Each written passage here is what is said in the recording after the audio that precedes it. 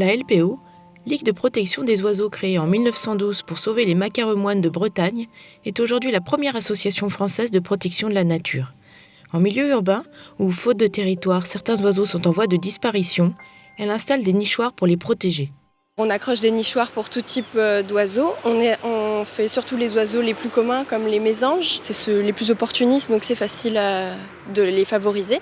Pour trouver les nichoirs, les oiseaux, en fait, ils vont dans les endroits qui sont le plus favorables pour eux. Donc nous, on étudie la question en amont. Par exemple, pour les chauves-souris, on va mettre les nichoirs suffisamment en hauteur. Mais sinon, on en installe dans toute la région parce qu'en fait, on est là pour le refuge LPO. Et donc ça, c'est dans toute la France. On peut, particuliers, comme des communes, comme des écoles, des centres aérés, on peut tous devenir refuge LPO. Pour un particulier, c'est un engagement, c'est une labellisation.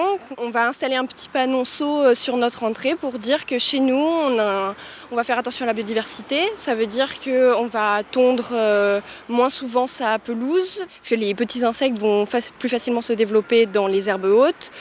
Éviter tout ce qui est pesticides, bien sûr. Quand on s'inscrit pour devenir refuge LPO, il y a un kit, on va dire, de bienvenue qui nous est livré et fournit un nichoir à mésanges avec tout un kit d'explications comment orienter son nichoir.